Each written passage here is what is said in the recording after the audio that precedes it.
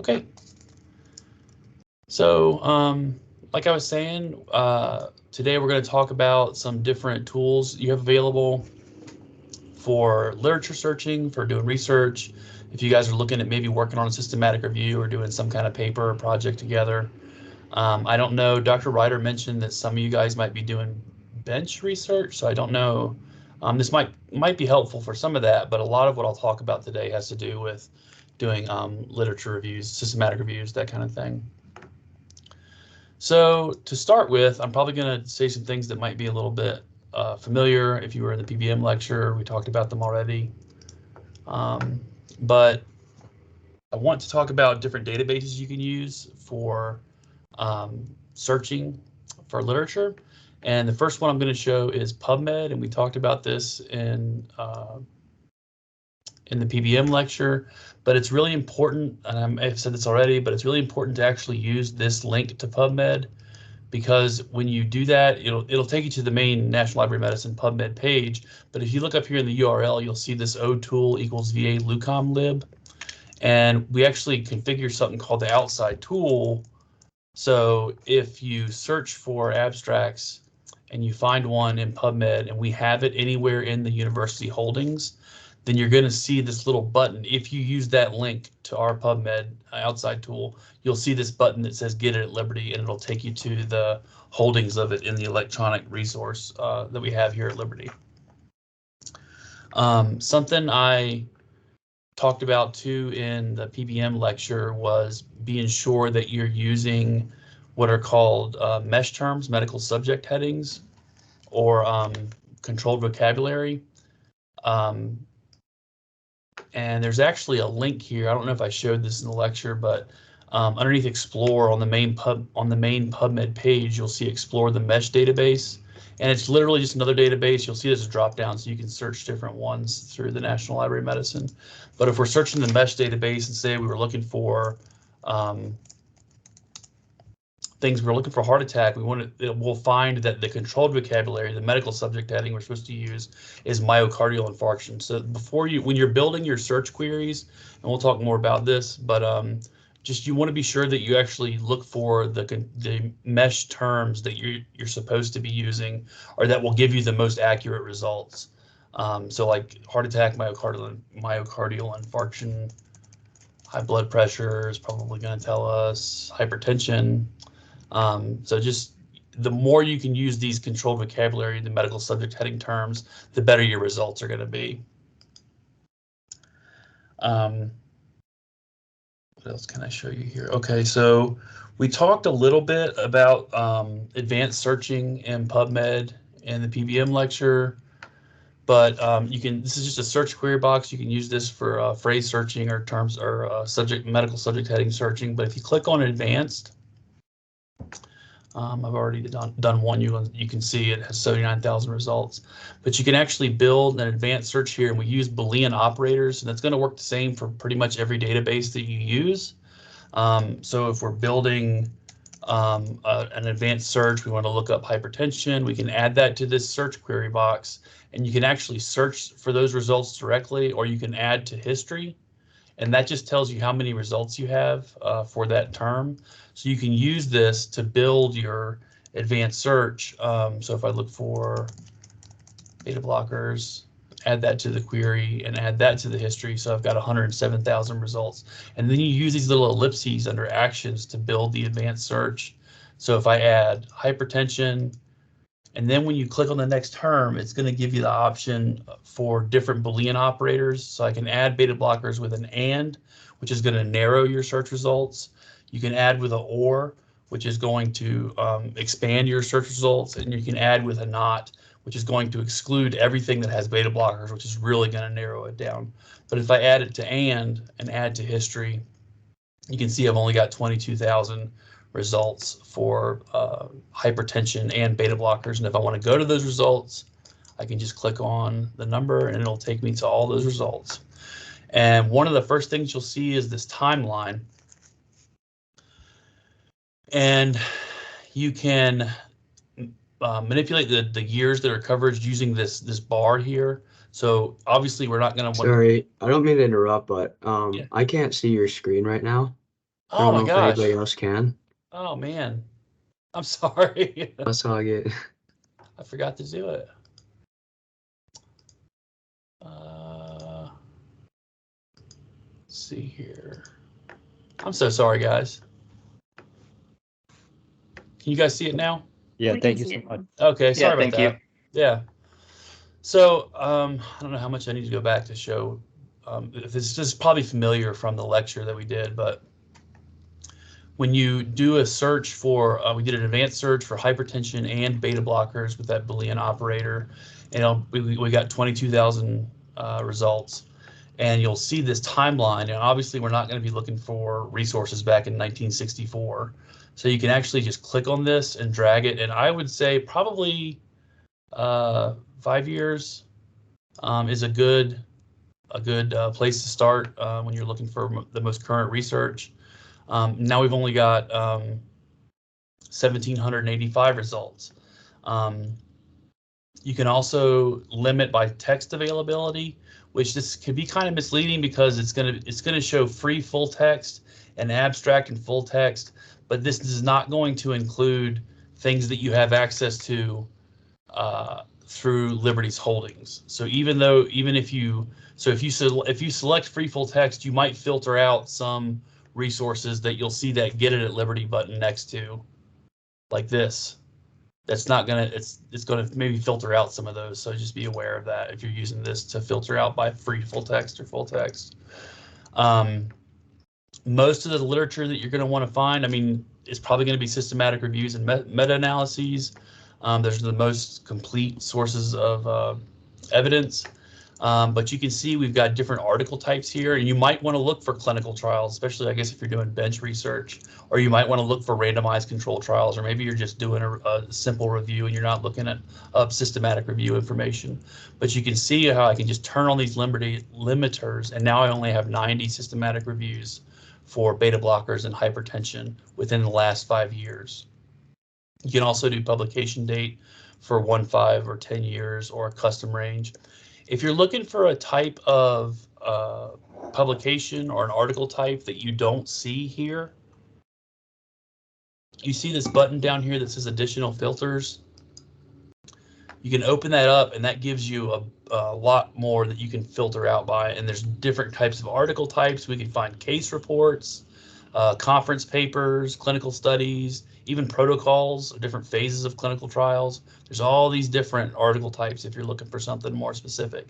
Species, I guess that'd probably be, I mean, humans or other animals is only 2 options. But I guess if you're doing bench research, if you guys are working with Dr. Bauer and his mice or anything, you might use that.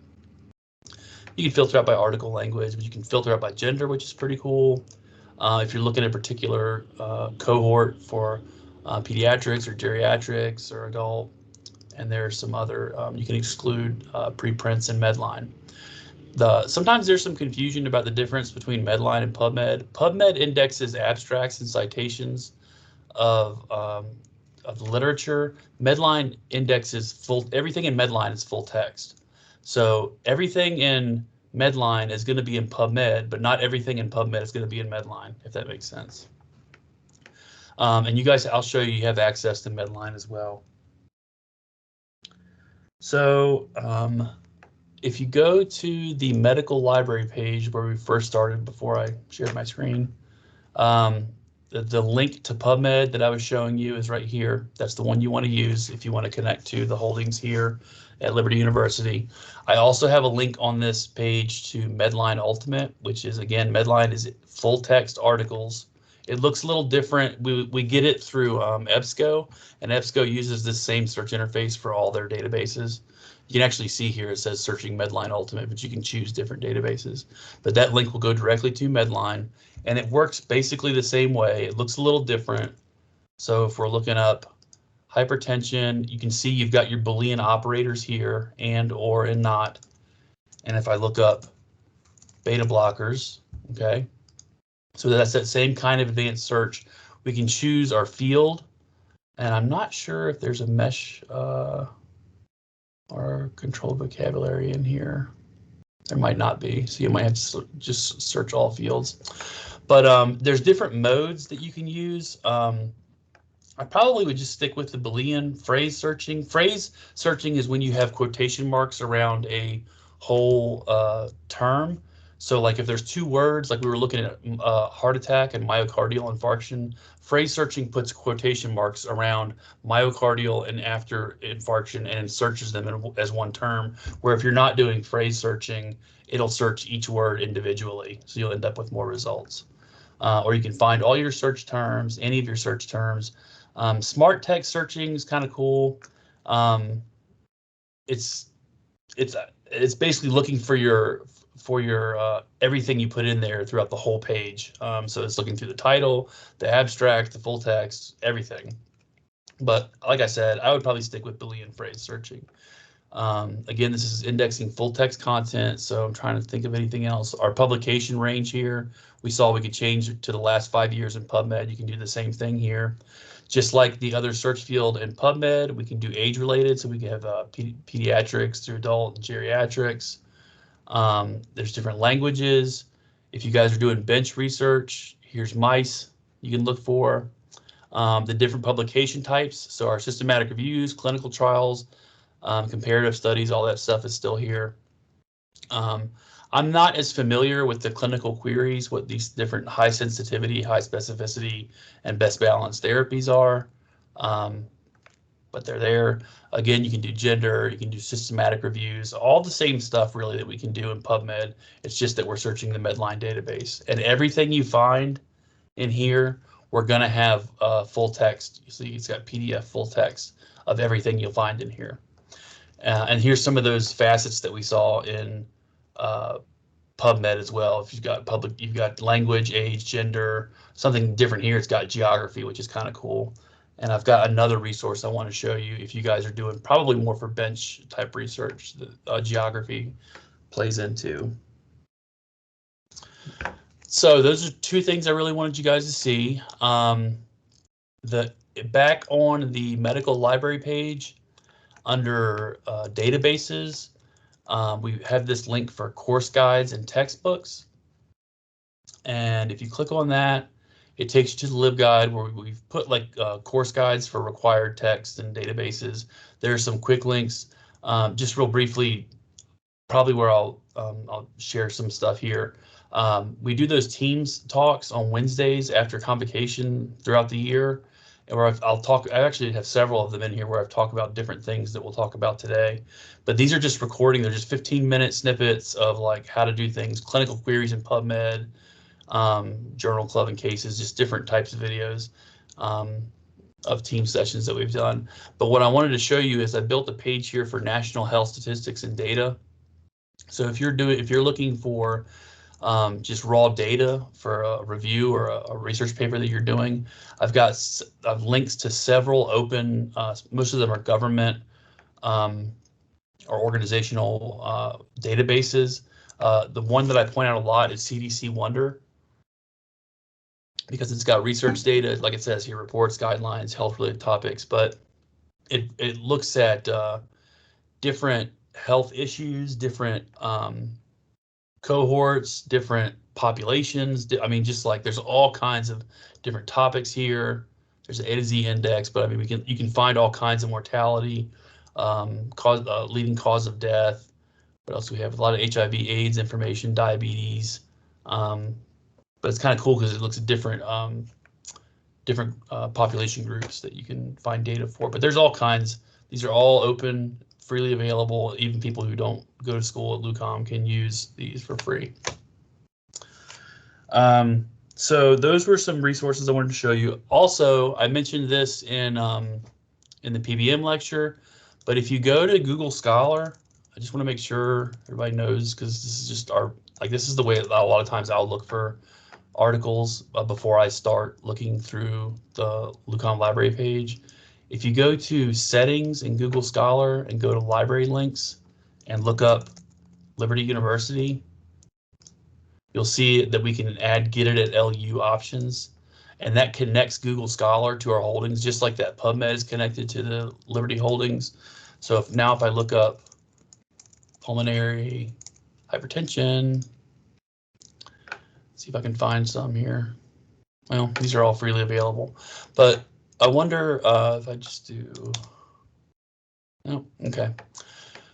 If we have full text articles, if we have full text available anywhere in Liberty's holdings, while you have that setting turned on in Google Scholar, there'll be a link here that says get it at Liberty. So just like we can click on a button directly from PubMed and go to that article, there'll be a get it at Liberty button here that'll take you directly to the holdings from Google Scholar. Okay, just a lot of that we kind of I talked a little bit about in the PBM. So some of this stuff I have not. So let me see if I can open up my. So something that I'm not going to go through this whole thing, but there's an article from Annals of Internal Medicine that talks about what PRISMA is, what the PRISMA statement is, and how it's used as a guide for doing systematic reviews and meta-analyses. I apologize if some of you guys are doing bench research. This might not be as applicable, but this is something Dr. Ryder said he wanted to talk to you guys about. I'm not going to read through the whole thing here, but it basically, an organization came up with a guide for standardized reporting for systematic reviews. And if you guys want this, actually, I'll just email all of this to everyone that's present today, everything I show you, and I'll share it with Dr. Ryder too.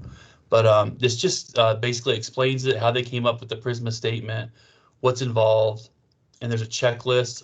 It creates a flow chart that basically summarizes all of the articles that you included and excluded and your reasons for exclusion. And the checklist looks like this. So basically, you want to go through when you're doing your paper and identify all these different parts of your literature review. So you're going to identify it as a systematic review or a meta-analysis, a structured summary, so background, objectives, where your data sources are from, your eligibility criteria, participants. I mean, I don't have to read all this to you, but basically it's a standardized way where we want to be able to check off all of these things on our systematic review and put where it is that we noted it. So if you put your protocol at the beginning of your paper, you can say, I put it on, yes, the protocol's included, I put it on page 3. And you just follow this thing through. And what you end up with is a, let me see, is something that looks kind of like this. This is your PRISMA diagram. And it basically is a flow chart that identifies all of your records you identified through searching, through other sources, gray literature, if you're looking at other things other than databases like registers or maybe some of those National Institutes of Health data sources. You'll identify a number of records after you remove duplicates because there's probably going to be overlapping. You will include the number of records that you screened, and screened just means like, so you have a team of people working on a paper. Say you've got 3, you want to have probably 3 at least. So you've got each article or each abstract being screened by 3 people. So that way, if all 3 say it should be included, then that's going to be included, and then you can leave the number of records that are excluded. Or if you have you won't have a tie. If you have at least 3 people screening articles, if 2 people disagree about whether an article should be included or excluded, there can be a third person that can break that tie, whether it'll be included or excluded. You'll have the number of full text articles, and you'll also have the ones you excluded and the reasons why you excluded them. And then you'll have the number of studies for qualitative synthesis, which is basically just saying systematic review. And this is saying number of studies. This is for a meta-analysis if you're using studies, if you're doing quantitative synthesis with the data from the paper. I apologize if I'm talking too quickly. I'm trying to make sure I can show you guys everything that I have. Something else I want to show you is there is a PRISMA statement website. And I can't remember what the whole acronym stands for, but basically there's this is just where the PRISMA statement is. They have different guides for just developing like protocols, individual patient data. This is for network and meta-analyses. But it basically just talks about what the PRISMA is. It's got links to that checklist that I showed you. It's got links to the flow diagram that I showed you and the PRISMA statement. And there's a more in-depth explanation and elaboration, but basically it's just a standardized way of reporting the data that you find.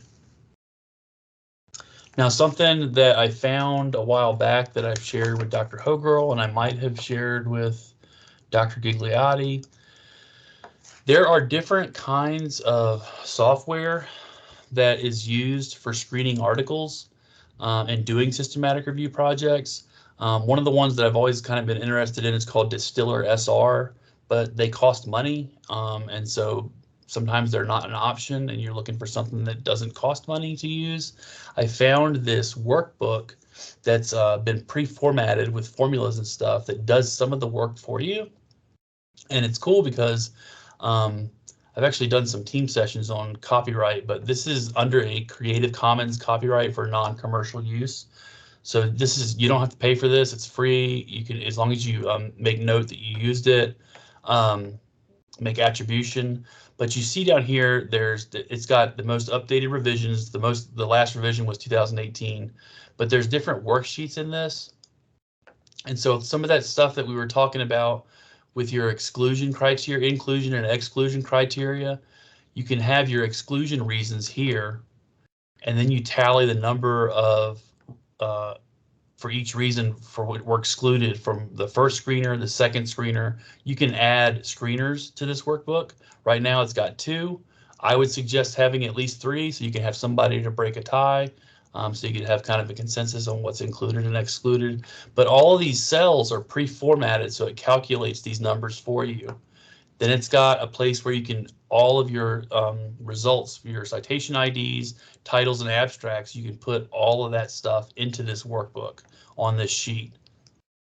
Then I've got the actual screening page where I've got, it's got 2 screeners, but I'm gonna, you can change that. But you can see you put the abstract here, you put exclusion reason, and then basically it's got a section for each screener, and do the screeners agree. So this is why I was saying it's good to have 3 screeners, because if you've got 2 people screening articles and they disagree about whether or not to include it or exclude it, then you got to have somebody to break the tie. And what's cool about this is, as you build this workbook, as you put in your abstracts, as you screen and exclude things, your exclusion reasons, it's building, those cells are formatted to feed into this, which is that Prisma flowchart. So you don't have to do the Prisma flowchart from scratch. You can just keep track of your articles, keep track of which ones you included and excluded. You have your titles and abstracts. You have your screening tool for for which ones you guys want to use. And then it automatically populates these for a number of items. I didn't remember we saw that, the Prisma, if I can find it. Not that. Well, the Prisma diagram. So it's basically building this for you.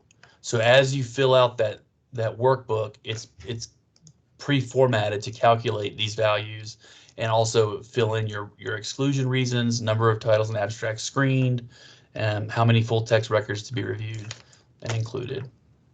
And there's a link here. This link actually needs to be updated without that. That goes back to that Prisma statement that I showed you, where it's got full explanation and links to that checklist and flow diagram.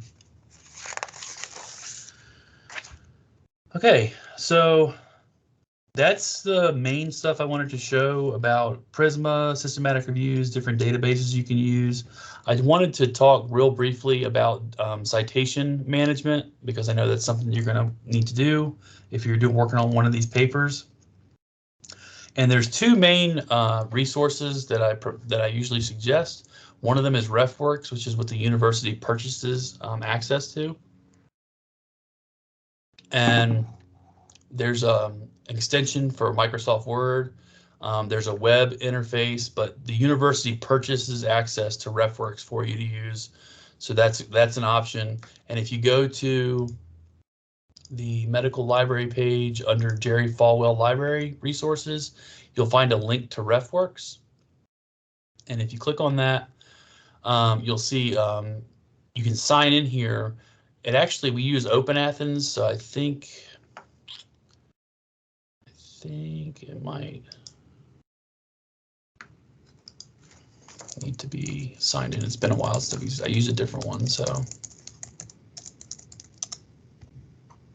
Okay, well, I've already created a login, so I'm going to log in.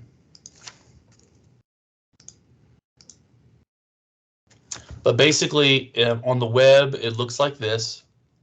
And I've got citations that I've added from just doing other stuff here before. But any of the databases that you're using, there is usually a way to export.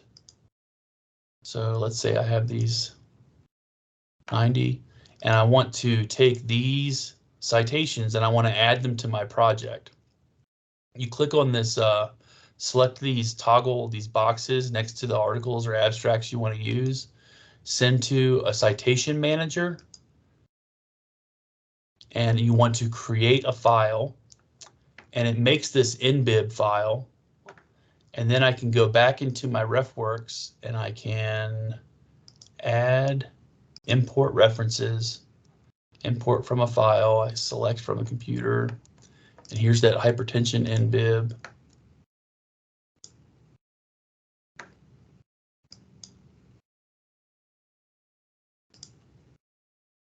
And here they are. So now they're in my RefWorks application on the web. What's cool is that once you have your citations saved in this resource, you can create a bibliography directly from your citations here, and you can choose which style. I can create a bibliography. I can choose American Medical Association. You can look up, there's pretty much every style you can imagine is in here. APA, AMA are probably the ones you guys are going to be using. I have run into a situation where some journals, where if you are making a manuscript submission to some journals, they use a very specific citation style that just for their journal. I was trying to help Dr. Mental make a submission to a Springer journal, and they use something called Vancouver no brackets citation. I'd never heard of it before, and I think they're the only journal that uses it. So there's very few cases where there's not a style, but pretty much everything you're going to want to use is going to be in there. I want to. There's also in Microsoft Word, there is an extension you can download from the store, from the Microsoft Store. Let's see where I can. Where is the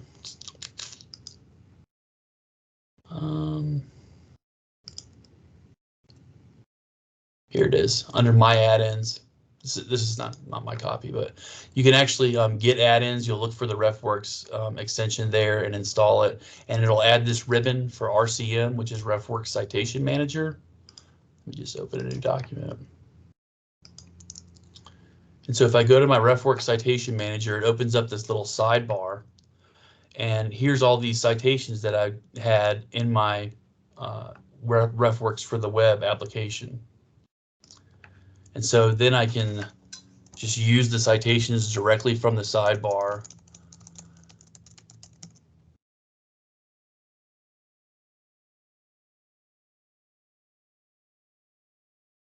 And you can see it's got the AMA 11th edition, the American Medical Association. I don't know why it's hanging like that. Anyways, you can insert your citations directly from the RefWorks Citation Manager into your manuscript here. And you can also there's an option to where is it?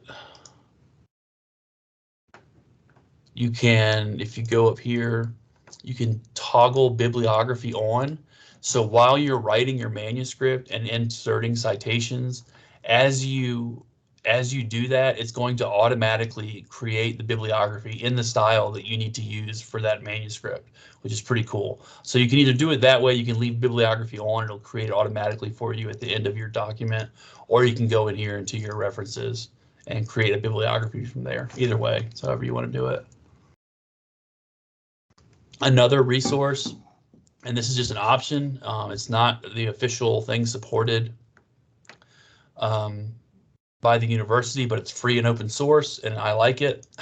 It's called Zotero.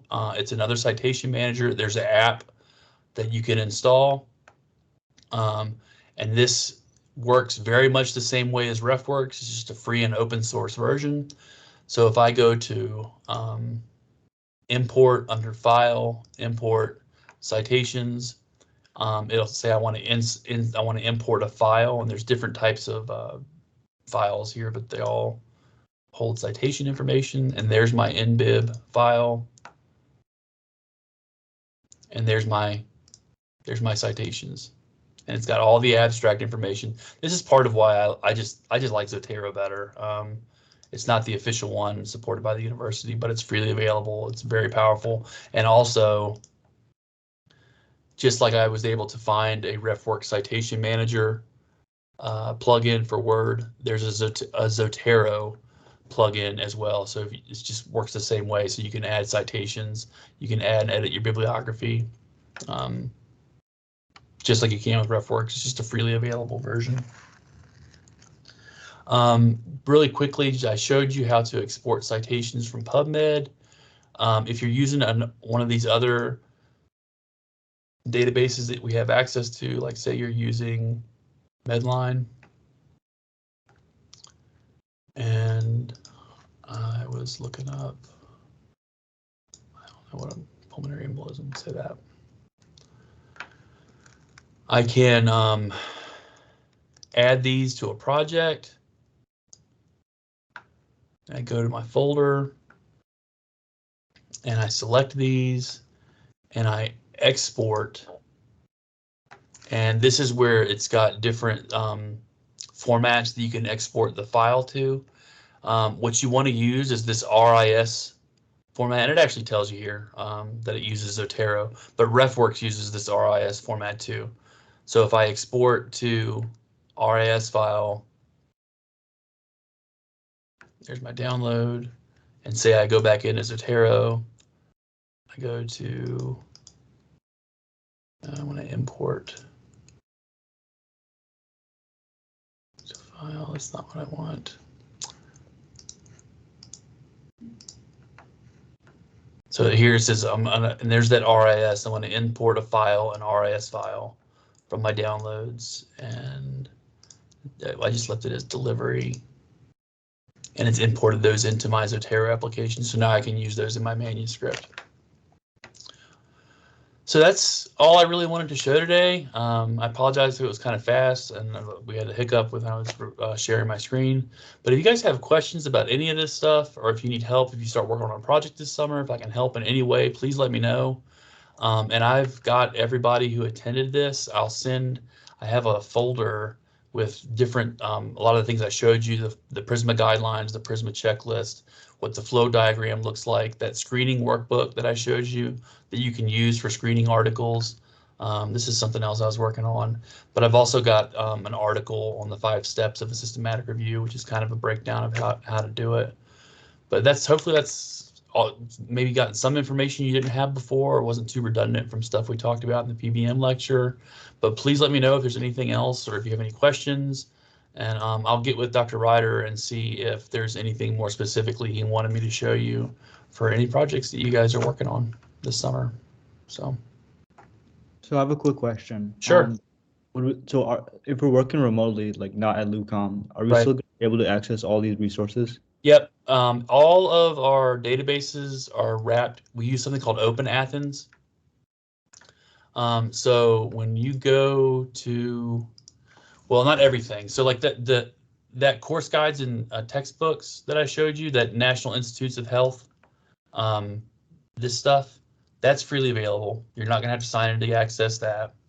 The PubMed link is, whether you're signed in or not, you don't have to sign in to PubMed. You just click on PubMed, and if you search and find that Get It at Liberty button, that'll link to Full Text Holdings. It'll let you sign in.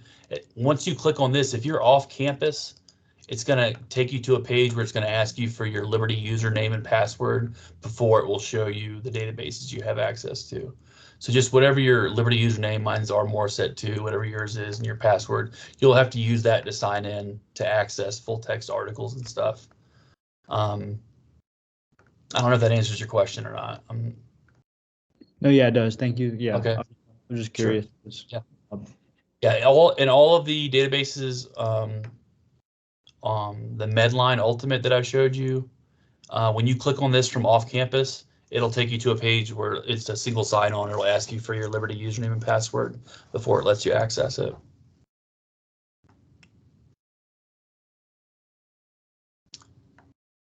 Okay, well, I hope you guys have a good rest of your summer, and if I'm looking forward to hearing from you if you have any projects that you're working on. And I hope you guys have a good rest of the day. Thank you. Thank you. Thank you. Much. Thank you.